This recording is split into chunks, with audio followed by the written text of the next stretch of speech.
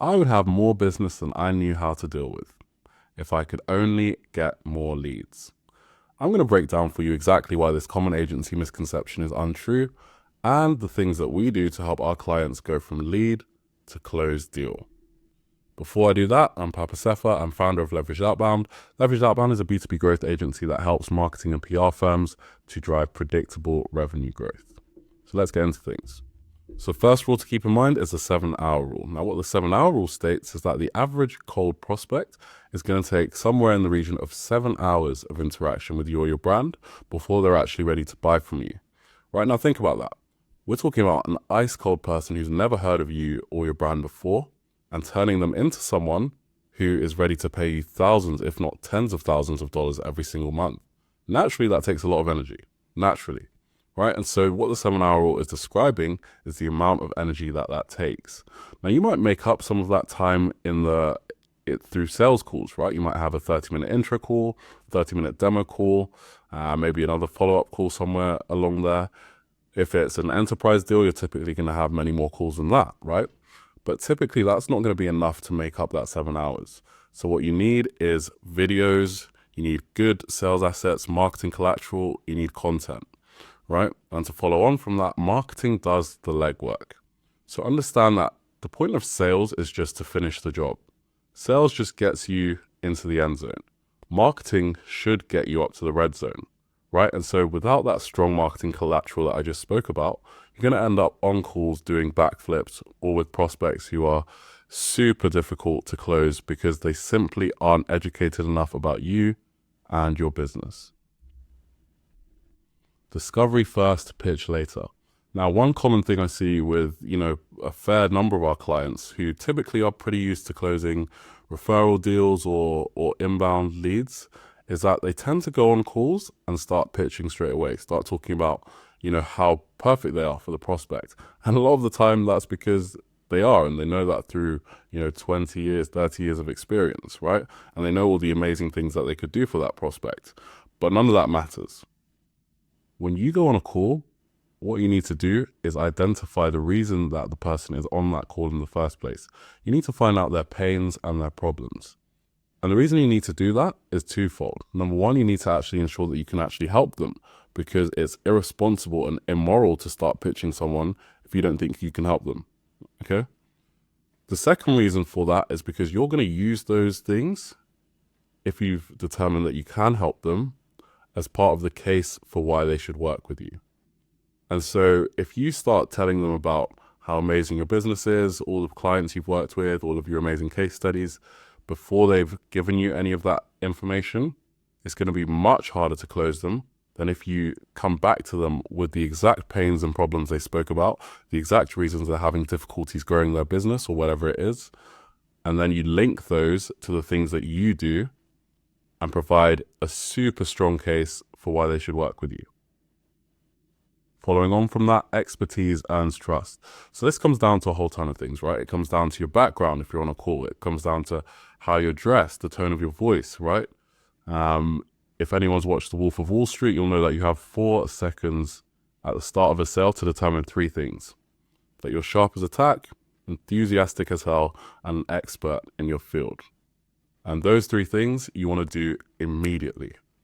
Once you do that, the entire sale becomes easier because the prospect lets you take over the sale, right? They let you take the frame of the sale because they know that, in their eyes at least, you know more than them. Book a meeting from a meeting. This, honestly, is probably my favorite. You should never end a call with a prospect without having clear next steps. Doing that is a surefire way to having your sales calls go on forever and to never closing those prospects. At the end of every single call, there should be clear next steps, and most of the time that means scheduling in another call. If you can't get a clear decision, then there should be another call. If it's a yes or a no, perfect, but if you don't get one of those, then you cannot let momentum die in those gaps. There should always be clear next steps. And also identify key stakeholders early, right? Another surefire way to waste a lot of time is speaking to the wrong people. Now, don't get me wrong. A lot of the time you want to be speaking to end users and things like that, but The thing is, you need to know immediately who the right people are that you need involved in the sales process to make a decision, because that's going to help you to move along the sales process a hell of a lot faster. Focus on inputs and not outputs. Success in sales is all about consistency, right? In the words of Charlie Munger, compound interest is the eighth wonder of the world. Now, I like to apply that not only to money, but also to everything you do in life. From showing up consistently and showing up daily, that's when you start to really discover things that take you to the next level. So it's about tracking those activities, whether that's prospecting, whether that's the sales calls you're taking. And from doing that, the outputs will naturally follow.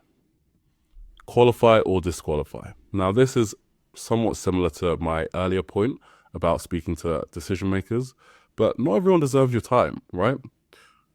They might need your solution, but they might not be able to afford it, versus someone who needs your solution, can afford it, and can make the decision. Now, the people who can't afford what you do, that's not to say that, you should say, all right, goodbye, that's the end of the call. But you need to understand that your time is valuable, right, as a seller. And so what you need to do is save your time and your energy for the best fit prospects. And so you should very quickly be able to find out on that initial qualification call, are they a good prospect? Should we move on? Or are they not a good prospect? And perhaps, maybe then you have a downsell, or you can give them some consulting, or you can direct them elsewhere. Following on from that, focus on processes over shortcuts. Templates are not going to save you. The latest, sales script or whatever else it is not going to save you. What you need is a repeatable process. And if you have a team, this is even more important, because this is what's going to really allow you to test, iterate, and improve. And then understand that patience wins, right? At the end of the day, only 3 to 5%, or you can say 1 to 3%, to be more conservative, is in the market for what you sell right now. The rest of those people all need nurturing. So sometimes you're going to have to play the long game, okay? Sometimes you're going to hit that 3 to 5%, and it's going to be a super quick sales process, and everything's going to be amazing. But sometimes you're not going to, right? And that 95 to 97% doesn't mean that they can't buy from you, but it means that they're likely to need a lot more nurturing.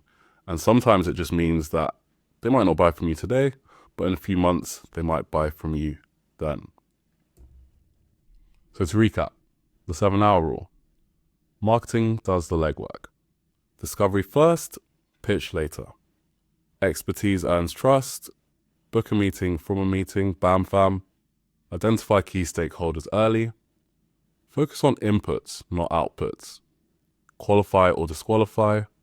Processes over shortcuts, and patience wins. Now, what we found is our clients who take this stuff on and truly implement it and embody it tend to stand out, right? Because their close rate goes up and they start to make a lot more money.